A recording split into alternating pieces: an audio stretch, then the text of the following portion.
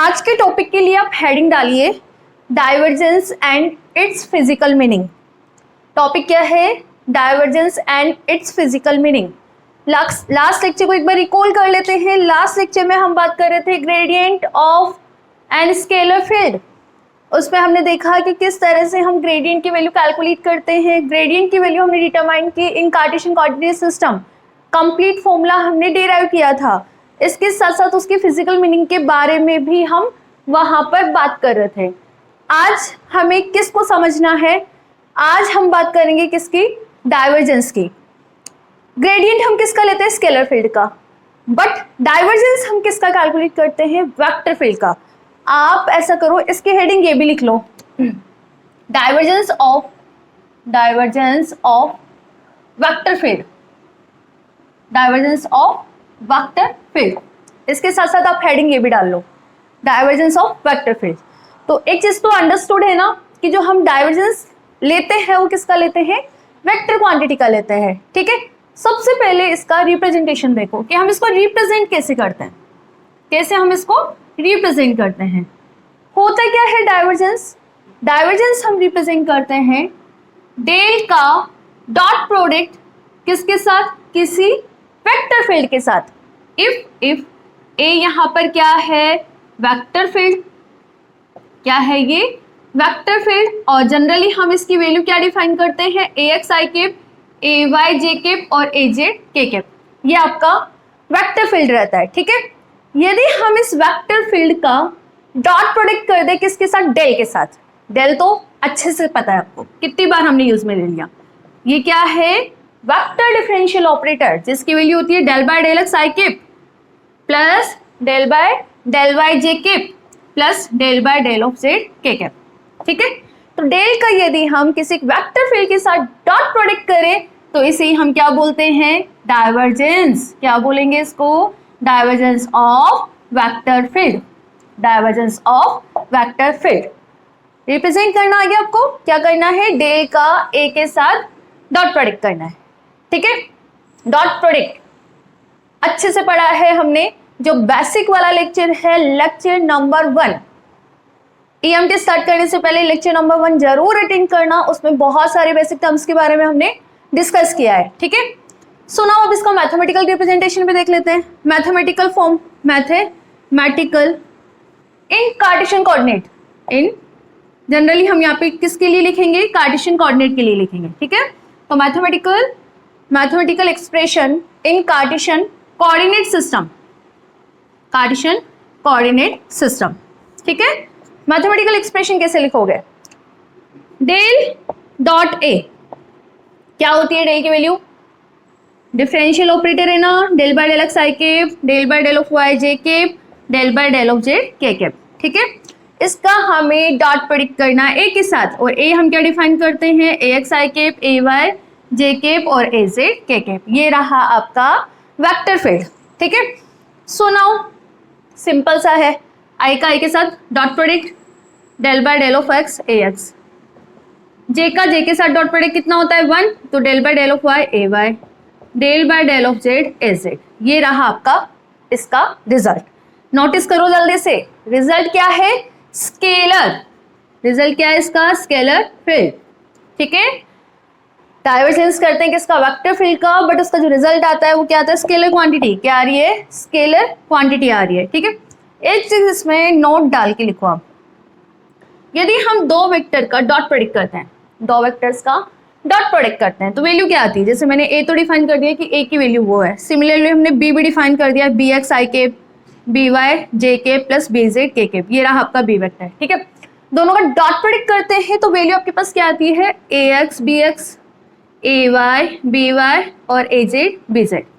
ठीक है, इसमें ऑर्डर मैटर नहीं करता। क्यों? आप इसको इस तरह से भी तो लिख सकते हो ना। तो क्या ये इनकरेक्ट होगा? नहीं, बिल्कुल भी इनकरेक्ट नहीं है। यस, ये भी करेक्ट है। क्यों? डॉट प्रोडक्ट के अंदर ऑर्डर मैटर नहीं करता। बट क्या हम यहां पे इसको लिख सकते हैं क्या ऐसे? A x del by del of x, A y del by del of y, A z del by del of Z.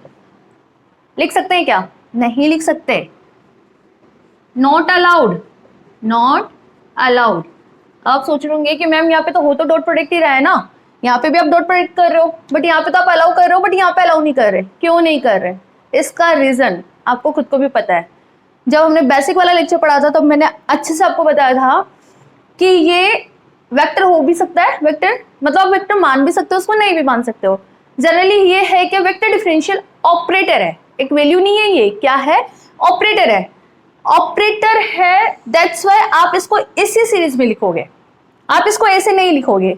Operator की वैल्यू कब होती है, उसका मीनिंग कब होता है? जब इसको हम किसी एक वैल्यू पे अप्लाई करते हैं। ऑपरेटर का काम क्या होता है? ऑपरेट करना। इसके पास कोई ना कोई वैल्यू होनी चाहिए, इसके पास यदि कोई वैल्यू है ही नहीं तो इसका कोई मतलब ही नहीं है, ठीक है ना। डेल बाय डेल एक्स के आगे यदि कोई वैल्यू है तो डेल बाय डेल एक्स क्या कर देगा, उसको ऑपरेट कर देगा, ठीक है। तो del by del x, del by del y, del by del z, ये क्या है? ऑपरेटर है। ऑपरेटर होने की वजह से हम इसको इस तरह से नहीं लिख सकते, हमेशा डॉट प्रोडक्ट में हम इसको इस तरह से ही लिखेंगे।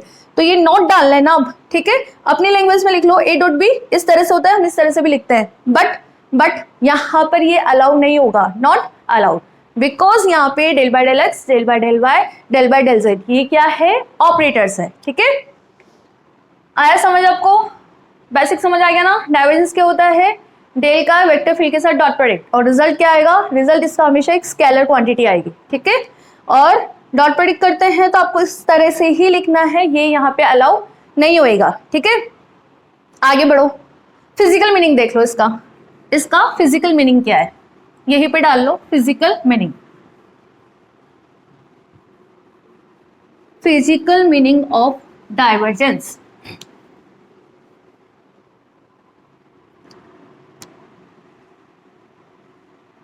Physical meaning of divergence. Now physical meaning की बात करते हैं। डाइवर्जेंस क्या समझते हो आप? इंग्लिश वर्ड है ना डाइवर्जेंस, इसका हिंदी मतलब क्या होता है? डाइवर्जेंस होना मतलब डाइवर्स होना, डाइवर्स होना मतलब फैलना, एक्सटेंड होना। क्या होता है इसका मतलब? मीनिंग लिखो, इसका मीनिंग क्या होता है? एक्सटेंड होना, एक्सटेंड होना, या हिंदी में लिख लो आप फैलना, किसी भी चीज का फैलना। यहाँ पे फ्लूइड हो सकता है, but with respect to a point, with respect to a point, with respect to a point. एक पॉइंट के अराउंड कितना एक्सटेंड हो रहा है, कितना फैल रहा है, उसे हम क्या बोलते हैं? डाइवर्जेंस, यानी डाइवर्स होना, ठीक है। इसके जस्ट अपोजिट एक और वर्ड होता है डाइवर्जेंस का अपोजिट, कन्वर्जेंस। कन्वर्जेंस मतलब कन्वर्स होना, सिंक होना with respect to a point. एक पॉइंट की तरफ क्या होती है? वैल्यू सिंक होती है, सिंक होती है या फिर एक जगह आकर मिलती है, ठीक है, मर्ज होती है, ठीक है, उसे हम क्या बोलते हैं? कन्वर्जेंस। वो डाइवर्जेंस का जस्ट अपोजिट होता है। देखो, किसी भी वेक्टर फील्ड का यदि हम डाइवर्जेंस करते हैं तो उसकी वैल्यू क्या क्या हो सकती है? उसकी वैल्यू हमारे पास पॉजिटिव भी हो सकती है, इसकी वैल्यू हमारे पास नेगेटिव भी हो सकती है, और एक लास्ट ऑप्शन है कि यदि हम किसी वेक्टर फील्ड का डाइवर्जेंस करें तो इसकी वैल्यू हमारे पास 0 भी आ सकती है, ठीक है। पॉजिटिव वैल्यू है, इसका मतलब समझ रहे हो? पॉजिटिव वैल्यू किस चीज को रिप्रेजेंट करेगी? How in vector field diverse. आप इसका मीनिंग लिखो, how a vector field diverse कैसे हो रहा है, फेल कैसे रहा है। डाइवर्स क्या, हिंदी में आप लिख लो फैलना, ठीक है। तो इसका मतलब समझ आ रहा है कि कोई भी वेक्टर फील्ड किस तरह से डाइवर्स हो रहा है। तो यदि पॉजिटिव वैल्यू है तो आप यहाँ पे क्या लिखोगे कि जो वेक्टर फील्ड है वो क्या हो रहा है? आपका डाइवर्स हो रहा है, ठीक है, वेक्टर फील्ड डाइवर्स हो रहा है। तो इसे हम डायग्राम से रिप्रेजेंट कर रहे हैं। कैसे रिप्रेजेंट करेंगे? इस तरह से, फैलना, किसी एक पॉइंट के रेस्पेक्ट में वैल्यू डाइवर्स होना। आप इस तरह से रिप्रेजेंट करोगे वेक्टर के साइन को। आउटवर्ड लिख लो यहाँ पे, arrows outward with respect to a point, एक पॉइंट के आउटवर्ड एक्सटेंड होंगे, ठीक है। अपोजिट यदि हम बात करें, ये फर्स्ट केस हो गया, second, third. Del dot a equal to आपके पास नेगेटिव है, इसे हम बोलते हैं कन्वर्स। क्या होना? कन्वर्स। कन्वर्स होना मतलब एक पॉइंट पे आके सिंक हो रही है। सिंक हो रही है तो आप इसका डायग्राम कैसे शो करोगे? सिंक हो रही है मतलब अंदर की ओर आ रही है, एक पॉइंट के अंदर मर्ज हो रही है। आप इसको लिख लो यहाँ पे सिंक होना, ठीक है, सिंक होना। अरे घरों में लगे हुए रहते हैं ना वॉश बेसिन सिंक, उनमें क्या होता है, जहाँ बर्तन धोते हैं, सिंक में जहाँ बर्तन धोते हैं, वॉश बेसिन में जहाँ हम हैंड वॉश करते हैं, तो वहाँ पे बीच में एक पॉइंट होता है, बीच में एक क्या बोलते हैं, होल टाइप होता है जिसमें सारा पानी नीचे की ओर जाता है, ठीक है। तो उसे ही क्या बोलते हैं हम, कन्वर्ज होना। तो उसमें जो एरो की डायरेक्शन होगी वेक्टर फील्ड की, वो इनवर्ट होगी। इस तरह से आप इसका डायग्राम रिप्रेजेंटेशन करोगे तो इस तरह से करोगे। तो आप इसमें ये भी लिख सकते हो इसके साथ साथ ही, एरोज इनवर्ट होंगे, इनवर्ट तो होंगे, इसके साथ साथ ही with respect to a point, ये भी लिख लो with respect to a point, एक पॉइंट के और। एग्जाम्पल्स की हम बात करें, एग्जाम्पल्स देखो, प्लस क्यू चार्ज की वजह से इलेक्ट्रिक फील्ड लाइंस बाहर की ओर निकलती है। बनाते हो ना आप, ये डायग्राम बनाते हो, पढ़ा है ना, हाँ या ना, 12th क्लास में पढ़ा है, इससे पहले भी मैंने भी डिस्कस करवाया अपने लेक्चर्स में, ठीक है। और माइनस क्यू की वजह से इलेक्ट्रिक फील्ड लाइंस अंदर की ओर आती है ना, तो ये भी एक एग्जाम्पल हो गया आपका डाइवर्जेंस और कन्वर्स का, ठीक है। नेक्स्ट लिखो ये तीनों, ये डायग्राम भी बनाओ और ये दोनों डायग्राम भी बना लो। ये यहाँ आप क्या बोलोगे, डेल डॉट ए, बताओ जल्दी से क्या होगा, पॉजिटिव। एरोज आउटवर्ड डायरेक्शन में है, एरोज इनवर्ट डायरेक्शन में है, तो del dot a equal to आपका क्या होगा, नेगेटिव। समझ आ रहा है ना, डायग्राम देख के बता दोगे ना कि यहाँ पे डाइवर्जेंस की वैल्यू पॉजिटिव होगी या नेगेटिव होगी। एरोज आउटवर्ड डायरेक्शन में है, इट मीन एक्सटेंड हो रहा है, एक्सटेंड हो रहा है मतलब डेल डॉट ए कितना होगा आपका, पॉजिटिव होगा, ठीक है। और डेल डॉट ए यदि नेगेटिव है मतलब एक पॉइंट की ओर सिंक कर रहा है, एक पॉइंट की ओर आ रहा है, ठीक है। जैसे माइनस क्यू में electric field lines invert direction में होती है। ये दोनों डायग्राम भी बना लो, अच्छे एग्जाम्पल है, ठीक है। थर्ड केस की बात करते हैं, del dot a equal to zero. Del dot a equal to zero होता है दैट टाइम जितनी वेक्टर फील्ड लाइंस आती है उतनी वेक्टर फील्ड लाइंस जाती है। ये इस तरह से बनाओ डायग्राम, ये आपका इनकमिंग वेक्टर फील्ड लाइन, ठीक है। डेल डॉट ए जीरो है तो आउटगोइंग भी आपकी क्या होगी, यही होगी, ना तो इसमें एक्सटेंड होगा ना ये सिंक होगी, आउटगोइंग भी आपकी यही होगी, आउटगोइंग वेक्टर फील्ड लाइन। तो इस तरह से आप इसका डायग्राम रिप्रेजेंटेशन कर लो, इनकमिंग जितनी आती है आउटगोइंग उतनी जाती है, ठीक है। और इसके लिए आपका ए कांस्टेंट वेक्टर हो सकता है ना, कांस्टेंट वेक्टर। और एग्जाम्पल की हम बात करें, मैग्नेटिक फील्ड लाइंस, एक चीज और नोट कर लो, नोट करो यहाँ पे, नोट ऐसे वेक्टर जिनका हम बोले डाइवर्जेंस जीरो है। इफ लिखो, if divergence of a equal to zero, तो यहाँ पे जो ए वेक्टर है उसे हम क्या बोलते हैं, सोलेनोइडल वेक्टर। बहुत इंपॉर्टेंट बात है, लिखो इसको, सोलेनोइडल वेक्टर। मतलब कोई सोलेनोइडल वेक्टर है तो उसका डाइवर्जेंस कितना होगा, जीरो होगा। याद रख लेना इस चीज को, ठीक है ना, हैस्टिक, मोस्ट इंपॉर्टेंट चीज। यदि किसी भी वेक्टर का डाइवर्जेंस जीरो है इट मीन वो वेक्टर आपका क्या होगा, सोलेनोइडल वेक्टर। एग्जांपल लिख लो, magnetic vector, magnetic vector lines, field lines, vector field lines.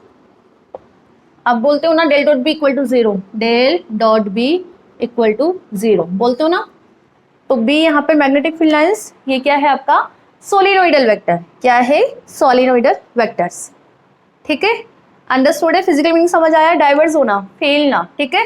Positive होगा तब क्या बोलोगे, यस यहाँ पे वेक्टर फील्ड लाइंस डाइवर्स हो रही है, फेल रही है। प्लस क्यू चार्ज दिमाग में रखना, प्लस क्यू की वजह से इलेक्ट्रिक फील्ड लाइंस बाहर की ओर जाती है।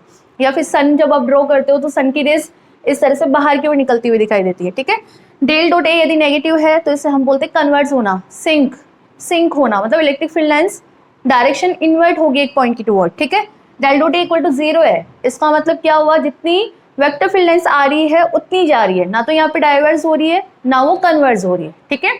इस टाइप के वेक्टर्स को हम क्या बोलते हैं, सोलिनोइडल वेक्टर। क्या बोलोगे इसको, सोलेनोइडल वेक्टर। गुड एग्जाम्पल है यहाँ पे magnetic field lines, del dot B equal to 0 होता है। ठीक है, अब कुछ डायग्राम्स है, उन डायग्राम्स को देख के बताओ आप कि उस वेक्टर फील्ड लाइंस की वैल्यू पॉजिटिव होगी, नेगेटिव होगी या फिर 0 होगी। बनाओ डायग्राम। इधर देखो, ये पॉइंट P बता दिया हमने विद रेस्पेक्ट टू पॉइंट बात कर रहे थे ना। ठीक है, वेक्टर फील्ड लाइंस इस तरह से आपकी, देखना अच्छे से।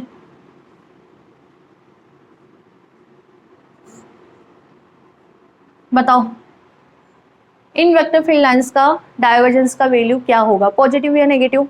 देख लो, एरो इनवर्ट है मतलब del dot a equal to क्या होगा आपका, नेगेटिव।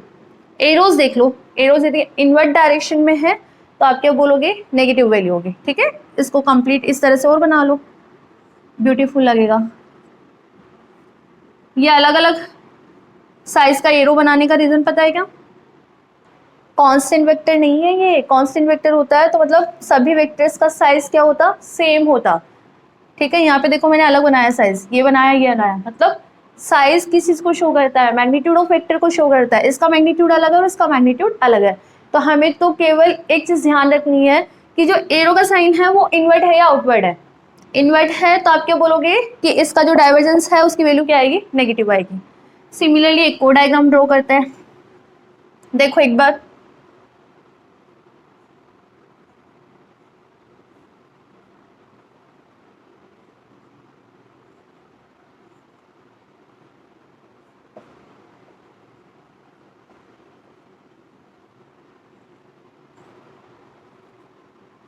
बताओ बताओ बताओ जल्दी से। एरो क्या है, आउटवर्ड। आउटवर्ड मतलब एक्सटेंड हो रहा है, एक्सटेंड हो रहा है मतलब यहाँ पे आप क्या बोलोगे, दिस विल बी पॉजिटिव। इसकी जो वैल्यू है वो क्या होगी, पॉजिटिव होगी। ठीक है, तो ये दोनों डायग्राम भी बनाओ। इसके साथ साथ एक और क्वेश्चन देखते हैं, चलो कि तुम्हें डायग्राम से समझ आया नहीं आया कि वेक्टर फील्ड लाइन का डाइवर्जेंस पॉजिटिव नेगेटिव होगा या नहीं होगा। देखो अब